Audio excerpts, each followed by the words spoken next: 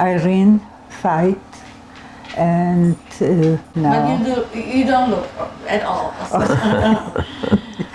I feel it though, I feel it, yeah. Oh. And I had a happy childhood and lots of friends, went to school, played, and nothing special until the war started in 1939. And then the Russians came, and rather I should say Soviets, and my life didn't change that much. I had fun. We had much more freedom somehow, because after all that was a war, and my father as a physician was able to take care of us very well, and we lost half of the apartment. We had a large apartment and half of it was taken away, which didn't bother me at all. And of course 2 years later the Germans came. And in the beginning, you know, the Germans had a way of I don't know how to explain it, to tell the people, you're still okay, you know, don't worry.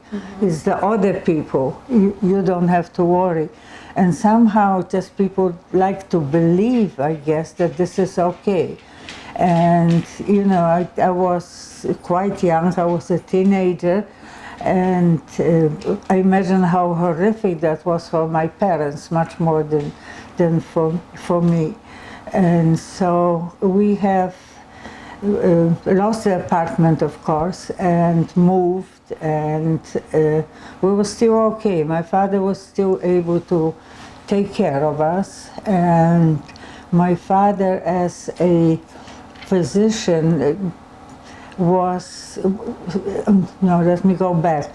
The Germans, including Nazis, were using Jewish physicians for themselves, and my father became one of those people, and especially a friend of one of them, which was later on very important in my life, was Ed Helmrich. And we just kept moving from one apartment to another, but we were still okay, really. And then there was a rumor that there will be the final liquidation of ghetto, or we were not in a ghetto of Jews at all, and parents tried to save the children. They didn't know what to do, but they tried to save the children. And so how that was done, organized, I don't remember. I don't know. I don't even know if they told me. I was given false papers, and I was sent to Lviv, and I had an apartment, and I must have had money because and I got the job. That was all given to me somehow. And on that job I was working, but I wasn't getting paid. Somehow I was not on the payroll. And a few months later, I was on my job where I heard somebody talking about there is a Jewish girl here. So I just left. I left, and I didn't know what to do with myself. So I went.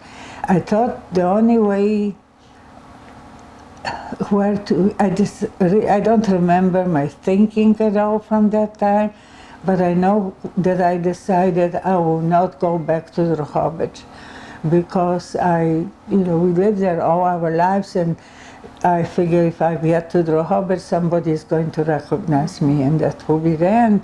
And I knew that my uncle was in Stray, and he was a member of a Judenrat. And so I decided, I went to the railroad station, and one of the most dangerous places to be. And I you couldn't buy a ticket to get any place. You had to get a permit to get a ticket. And I did that, and I got the permit. I survived that railroad station, and I got to Stray. My memory is completely blank how I got off that train and how I got to my uncle, but I did. And he contacted my father, and Helmrich sent a car for me. And by the way, Helmrich also, when I went to Lviv, he sent a car with a chauffeur, and the chauffeur knew what he was doing, so it was like a triple risk for him. And Helmrich sent a car for me, and I went back to Drohobych. And my parents were still there. My sister, we had no idea. She went to Warsaw on false papers, and we didn't know what was happening with her. My father once was asked by a Polish woman who was in a village next to Drohobych. I don't remember the name of the village. Her mother was very sick, and she asked my father to go and hopefully saved her.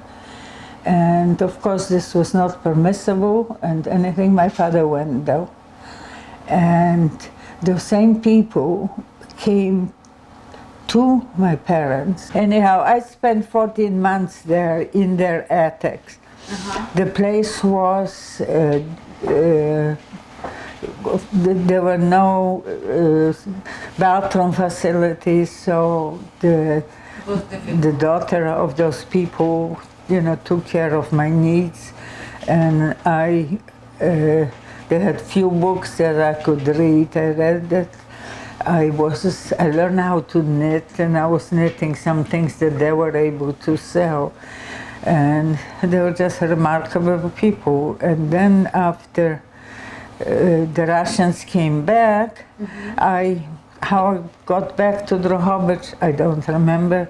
And how I got today united with my parents, I don't remember either. I know that your parents were in Drohobych with also your uncle was in Drohobych. Yeah, I know that they were there, but I don't remember how we met. When it was permissible to go west, we went west.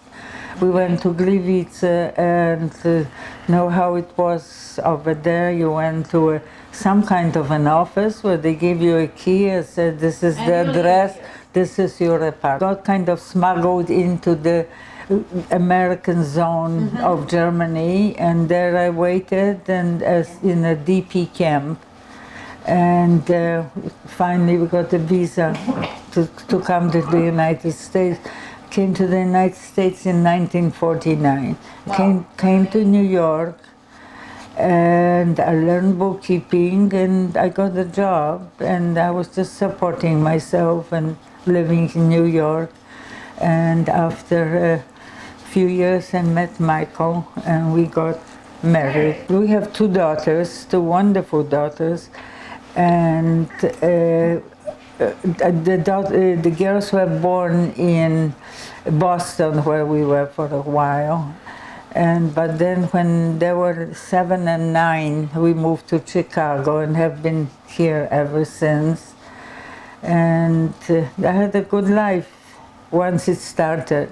My name is Michael Feit. I was born in September of 1928 in Tarnopol, which was a headquarters for the district of a country.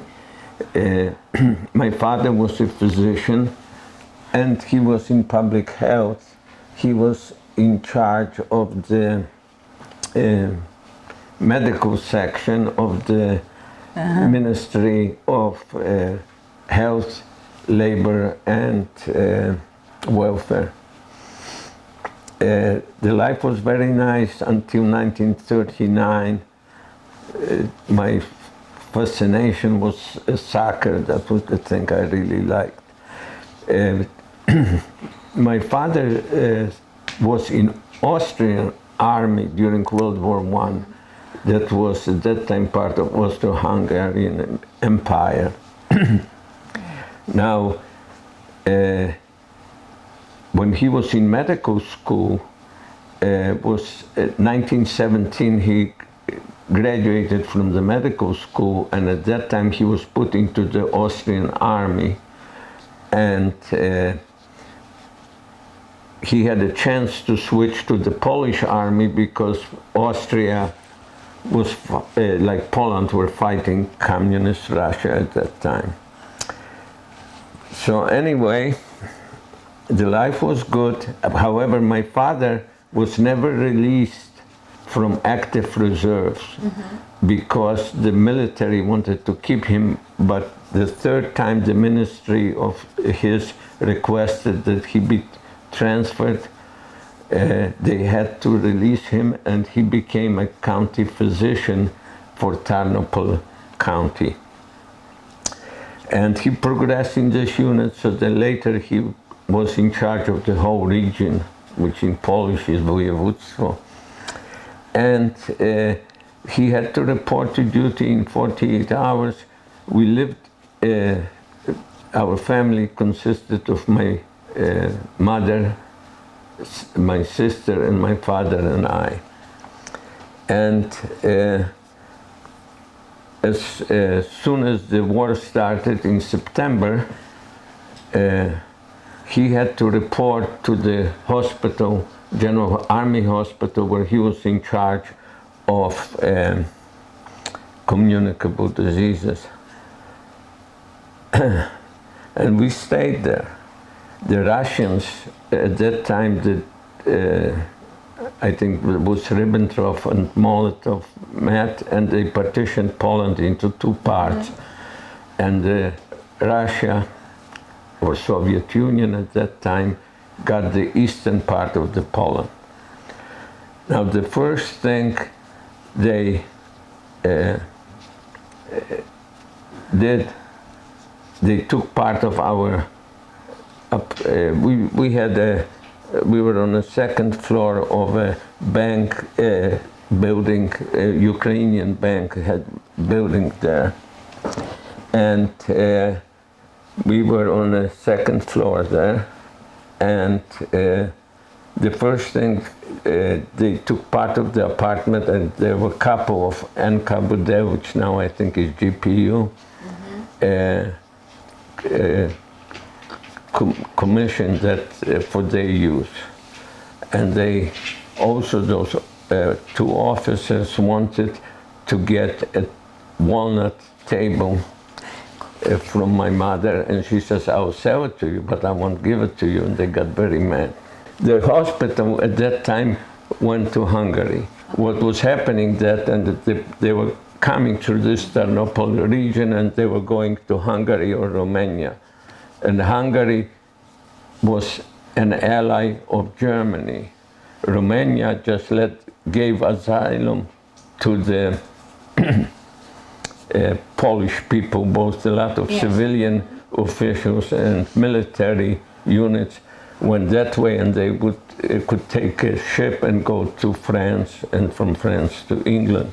In Hungary, they were put into the intern camp under Geneva Convention. If your friend is an enemy of your ally, you cannot give asylum, you're supposed to intern them. But we stayed in Tarnopol, and after those GPU officers had it, the next thing that happened, the building was taken over by the Soviet authority there and turned into the Palace of Pioneers, which is the children's organization for the young children, the first level of communist participation before Komsomol, which is youth, and then Communist Party. Anyhow, so we got thrown out, and we were moved from, my mother found some that had an apartment, but which she wasn't using it. We left to that apartment, which was very small. It was also in a section of town where there were more Jewish people living there, near the market square. In 1941, Tarnopol, within a week of starting of the war, the Tarnopol was overrun by Nazi Germany troops, and there were quite a few people. I think over a third of Jewish population was killed. Tarnopol at that time had population around less than 40,000 people. And a friend of my sister, she said that her father will take us to, if we want to leave, in hiding. And because what he was in, also in the same government of the region, but he was a forestry specialist. Yes. And during the Russian time already, he became a forester, and he kept this forestry near Lviv. So he could act, yes. Yeah, and so he said he will take. Then my mother said, "Oh, great," and then he said he will take me first because I'm circumcised, and and then he will come back for my sister and my mother. So I went to Lviv, stayed for a week or so with his family in Lviv, because he moved from Tarnopol to Lviv during the Russian occupation. And we lived there in the forestry house in near Lviv from 1941, probably from about July. And the situation, my mother was telling me, is getting more hotter and there's something going on. Later I found out why, because my sister was giving some papers, making it possible for people that went into hiding to give the cover for them. But anyway, we knew where my father was, and we wanted to get to the Hungary, and there was another woman in this town, Brzuchowice. I'm thinking of, but that's unimportant.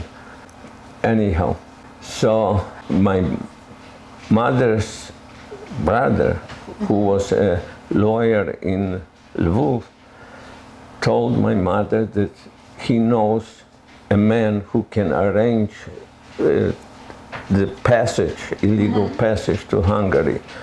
So my sister, I, and my mother, and a wife of another Polish officer made connection with this town, and we had to go to Kosów Huculski, I think it was, and we went through Kolomea. So we took the train, and we came to Kolomea. One thing was, along the way there was something that I saw. A Jewish man was running, and he was shot by a German, but he was hiding himself or protecting himself with his arm. Of course, that didn't help much, and that still sticks in my mind today. We got to Kolomea, it was dark already, and the curfew was on. So my mother decided we will be in a waiting room. And my mother really saved me quite a few times during the war, so I say she gave me multiple births rather than just one. And we were sitting in the waiting room on the railroad station, and there was a German coming with light like that on us and saying Jude, which means Jew. And my mother, who during World War I lived in Vienna, she spoke perfect German, and she was talking to him. What she had as an ID was something that she typed on this stationery of this forestry department. she's going with her children to Vienna to visit her family on vacation or something. So she showed it, and so he asked her what she wants to do. She says, I have the address of the man I have to see, who was a middleman. He was a civil engineer who was a middleman between the actual smugglers, who now also became people that would guide you through the border, and that he could do it for us. So the three of us, plus a wife of another officer, decided to go to this Kolomea. To get to Kosovo-Husulski, we had to go, which wasn't far. So this German officer said, I'll drive you there to this address. So he drove us there. And then he invited my mother to have dinner with him the next night. We went to the smuggler's house, who said, overnight you go through the border. So we did drive to this town, and I'm not sure about title, if it was Kosovo-Husulski or not. We were walking practically the whole night to get to the other side. And I remember that time because the dogs, German shepherd dogs, and that always puts me on line now when I look at German shepherds. They brought a lot of those German shepherd dogs because there were too many people going across the border. But we went, nothing happened. We slept, I guess, probably for 8 or 12 hours. And then we took the train on Sunday, because on Sunday there was time of conscription, and people that were supposed to go into military duty had to go on Sunday to be there on Monday. So as a result of it, there was a big crowd in railroads, which more people. With more people. So that was very good. So we took a train to Budapest. We got, in the meantime, we got some bad information from the conductor, who didn't like us because he didn't like the Germans, I guess. And based on this letter, he thought it was that we were German. That somehow we got around, and by the time we got to Budapest, it was pretty late. It was probably like after midnight. And we took a taxi and went, because the husband of this woman was in officers' camp, and my father was in a soldiers' camp.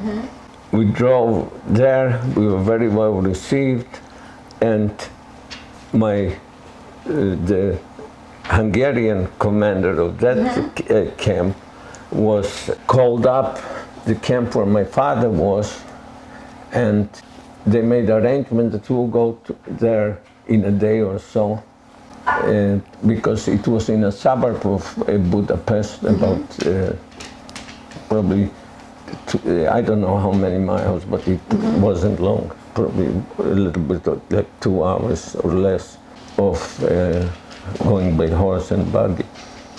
In Hungary we stayed till 1945.